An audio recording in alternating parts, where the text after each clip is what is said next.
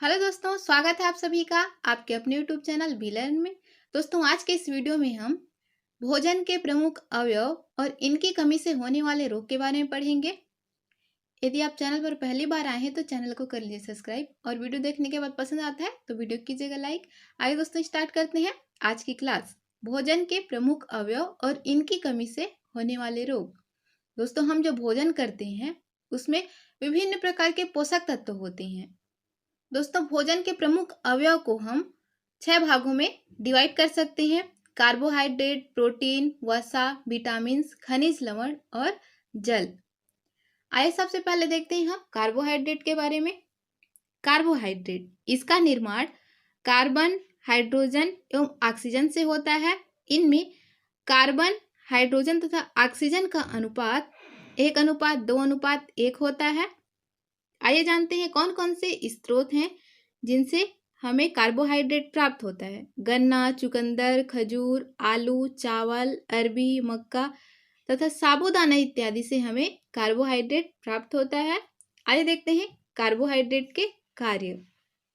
दोस्तों, कार्बोहाइड्रेट शरीर की वृद्धि हेतु ऊर्जा प्रदान करता है। कार्बोहाइड्रेट स्टार्च के रूप में पौधों तथा ग्लाइकोजन के रूप में जंतुओं में रहता है और भविष्य में ऊर्जा की पूर्ति करता है। मीन्स कार्बोहाइड्रेट का मुख्य कार्य होता है ऊर्जा प्रदान करना। ये जंतुओं में बाह्य कंकाल बनाते हैं जो कार्बोहाइड्रेट है। For example chitin. आइए दोस्तों देखते हैं कार्बोहाइड्रेट की कमी से होने वाले रोग।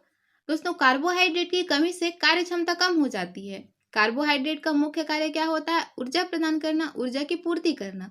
जब हमारे पास ऊर्जा ही नहीं होगी तो हम कार्य कैसे कर सकते हैं? तो कार्बोहाइड्रेट की कमी जब हमारे शरीर में होती है तब कार्य क्षमता कम हो जाती है। सेकंड देखते हैं दोस्तों प्रोटीन्स। प्रोटीन्स का निर्माण कार्बन, हाइड्रोजन, ऑक्सीजन, नाइट्रोजन से होता है। प्रोटीन सजीव शरीर का लगभग 14% भाग बनाती है। प्रोटीन्स का निर्माण अमीनो अम्लों से होता है। प्रोटीन का एक अणु कई अमीनो अम्लों से मिलकर बना होता है। आइए स्रोत देखते हैं। जंतुओं में प्रोटीन्स मांस, मछली, अंडा, दूध तथा पनीर इत्यादि से प्राप्त होता है तथा वनस्पति में प्रोटीन दालों, गेहूं, मूंगफली, बादाम आदि से उपलब्ध होता है। कार्य देख लेते हैं प्रोटीन्स के कार्य। प्रोटीन शरीर में वृद्धि, निर्माण तथा टूट फूट की मरम्मत का कार्य करती है। हीमोग्लोबिन नामक प्रोटीन रक्त परिवहन में ऑक्सीजन का वहन करती है। ऑक्सीजन को लाने ले जाने का कार्य कौन करती है? हीमोग्लोबिन करती है। रुधिर का थक्का जमाने में सहायक है फाइब्रिनोजिन। प्रोटीन में फाइब्रिनोजिन होता है जो रुधिर का थक्का जमाता है। प्रोटीन की कमी से होने वाले रोग। दोस्तों, प्रोटीन की कमी से क्वाशियोरकर रोग होता है। 6 माह से 5 वर्ष तक के बच्चों में प्रोटीन की कमी से होता है यह रोग। यह रोग तब होता है जब माँ शिशु को स्तनपान कराना बंद कर देती है। इस रोग से बच्चों का पेट फूल जाता है, भूख कम लगती है, जिसके कारण स्वभाव चिड़चिड़ा हो जाता है। प्रोटीन की कमी से एक और रोग होता है जिसका नाम है मैरास्मस। मैरास्मस रोग कार्बोहाइड्रेट, वसाओं व प्रोटीन की कमी से होती है। तीनों की ही कमी से मैरास्मस रोग हो जाती है। इस रोग में शरीर सूख कर दुर्बल हो जाता है, आंखें कांतिहीन हो जाती हैं व अंदर धंस जाती हैं। दोस्तों, मोस्ट इंपॉर्टेंट है, याद रखिएगा। सीजीटेट के एग्जाम में एक बार आ चुका है क्वाशियोरकर रोग। प्रोटीन की कमी से होने वाला रोग है दिया था और 4 ऑप्शन दिया था जिसमें एक था क्वाशियोरकर। प्रोटीन की कमी से होने वाले 2 रोग हैं, एक क्वाशियोरकर और दूसरा मैरास्मस। थर्ड है दोस्तों वसाएं, फैट्स। इसका निर्माण कार्बन, हाइड्रोजन एवं ऑक्सीजन से होता है, लेकिन इसमें ऑक्सीजन की मात्रा बहुत कम होती है। जीवों के शरीर में अतिरिक्त भोजन वसा के रूप में संचित होता है। यही कारण है कि ऊंट के कुबड़ में अधिक मात्रा में वसा संचित रहती है, जिसके कारण वह अधिक दिनों तक भूखा रह सकता है। ऊंट लगभग 7 दिनों तक भूखा रह सकता है क्योंकि इसमें जो कुबड़ होता है उसमें वसा संचित रहती है। एक कार्बनिक घोलक में घुलनशील तथा जल में अघुलनशील होती हैं। मीन्स वसा कार्बनिक घोल में घुलनशील तथा जल में ये अघुलनशील होते हैं। स्रोत, जंतुओं में हमें मक्खन, पनीर, दूध, घी, चर्बी आदि के रूप में और पादपों से नारियल, मूंगफली, सरसों, तिल आदि से प्राप्त होती है। आइए दोस्तों देखते हैं वसा के कार्य। ये ऊर्जा उत्पादन के प्रमुख स्रोत हैं। ये भोजन के रूप में संचित रहती है। मीन्स वसा अतिरिक्त भोजन के रूप में संचित रहती है। फॉर एग्जाम्पल हमने ऊंट के बारे में पढ़ा है, तो ऊंट के कुबड़ जो होता है, ऊंट में जो कुबड़ पाई जाती है उसमें वसा संचित रहती है, जिसके कारण वह अधिक दिन तक भूखा रह सकता है। शरीर को आकृति व सुरक्षा प्रदान करना,